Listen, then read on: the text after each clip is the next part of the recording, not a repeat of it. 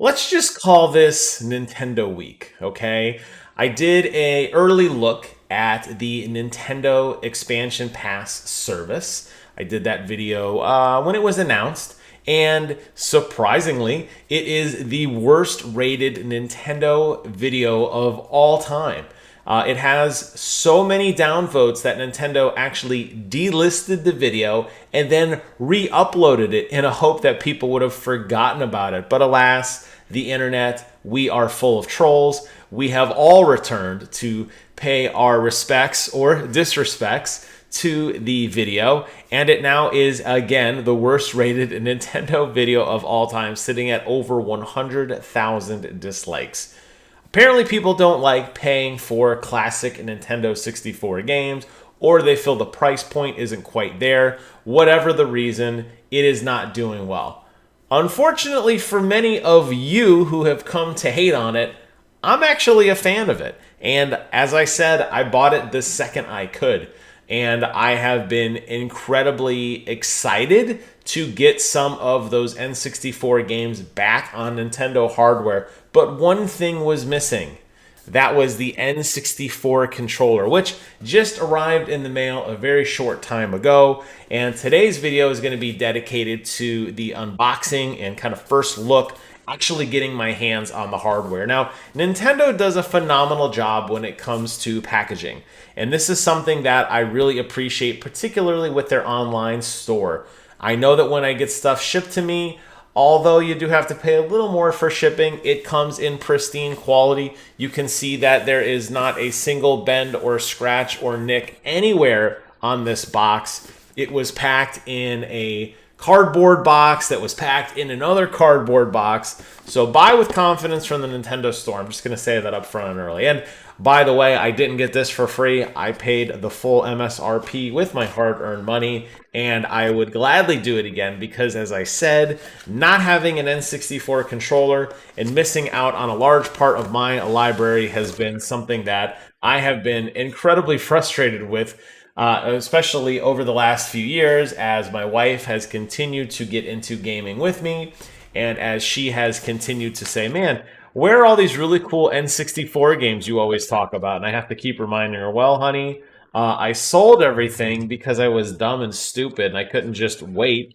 to save up enough money for the next iteration of consoles.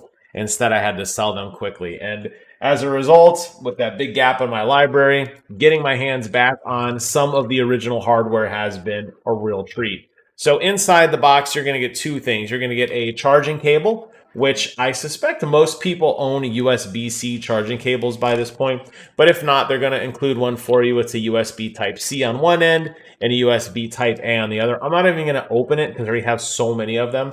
I don't need any more. But what we all wanted to see was this bad boy right here. This is the actual controller itself. And let's go ahead and take a look at it together. Now, the video that they showed online only ever showed the front of it. And actually, I think maybe it showed the side. What you didn't really get to see very well was the top and the back. And I was very curious to see kind of how they would handle that because, as we know, on the top now, you should expect to see the traditional Nintendo Switch settings where you're going to be able to sync the controller up. It also has the share button, and it also has the home button across the top as well. Not very conveniently placed for those really quick screenshots, not as easily as it is on the Nintendo Pro controller or on the standard Joy-Cons, but the buttons and the functionality is still there if you want it. You'll also notice there are 4 LED lights, not illuminated at the current time, which will indicate which position you are when you sync up to a controller. And, we can expect that, right? Now, one of the other big features and something I was very curious about is Nintendo has done a really good job of trying to really allow you to use a controller for more than just that specific set of games. You'll know what I'm talking about if you've played Cuphead's a perfect example. I played and beat Cuphead entirely using the Super Nintendo controller because I like the feel of it and I'm really good at that old school button mashing on that controller. So Nintendo has done a good job of mapping a lot of those buttons to other controllers. And one of the things I was curious about is while we do have the 2 L and R buttons across the top and we have the ZL button in the back, I was curious where ZR was going to go. They actually did include it right here on the top. I don't know how useful it will be trying to hold a controller like this to reach up to hit that particular button, but they have decided to include it, and it is there.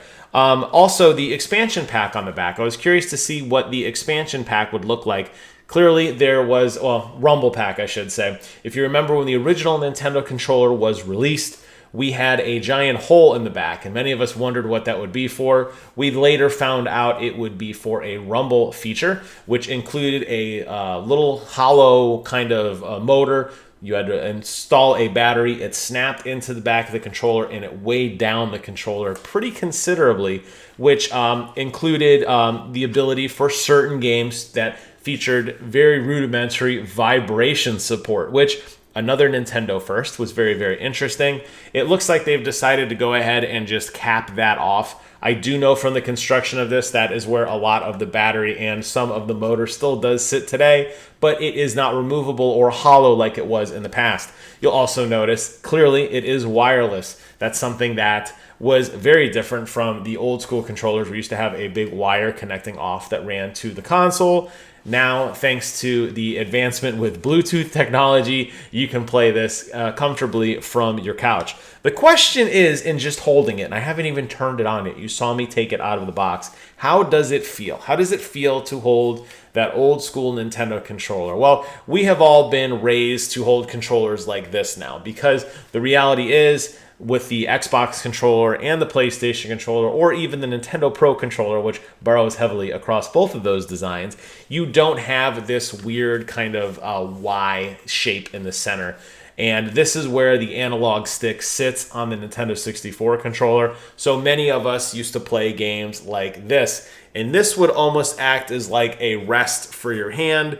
And while you really didn't have the ability to use the D-pad very much, it was there if you needed it.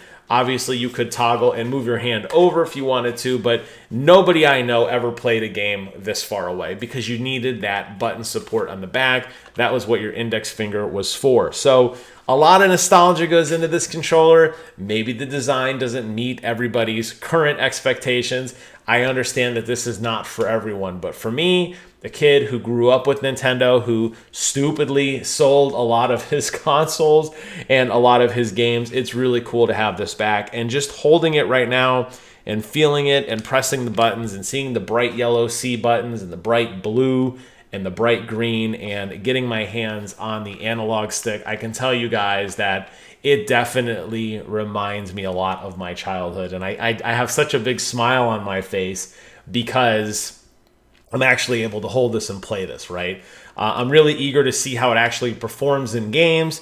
Yes, there aren't a whole lot of games. I will be talking about those later in the week as I kind of chip through them. I was waiting to get this to really properly put each of the games through their paces. So the jury's going to be out on the actual performance of this, and the jury's going to be out on that actual list of games. But I can tell you guys, in just holding it, feeling it, the look quality, the build quality is definitely there. It is a product that was made lovingly, I think, for people like me who are a little bit older, who still have fond memories of those late night sleepovers, playing N64 with our friends. And while it is a somewhat goofy controller, which I don't know will see a lot of action outside of N64 games, like I don't see myself playing Pac-Man 99 with this, or playing some of the other Nintendo games, or even some of the other Nintendo like emulated games. I really think this is going to be very specifically designed for the N64 and those games, but there's a part of me that just can't wait to run upstairs and load up Star Fox 64, have this controller in my hand, and just blast through the entire game in a long overnight session, and I'm very eager to do that. So the jury will remain out on that performance portion of it until a little bit later, but I can tell you now the look and the feel is amazing. I'm so excited to get into this, and I hope you guys accompany me on this journey. As I said at the beginning of this video, this will be the Nintendo week, so expect more coverage of Nintendo stuff over the next few days. as I chip through the Nintendo collection, as I take a look at the Genesis collection, and by the end of the week, render a final verdict on whether or not it's something you should consider, or if the insane amount of downvotes are in fact warranted, and this is something you guys should skip. With that, I'm closing out this first portion of the Nintendo Week videos. I hope you found this video informative, and I hope you seeing me hold this controller warms your heart as much as it does mine. Thank you guys so much for watching. Take care of yourselves, and until next time, I will see you guys on the other side.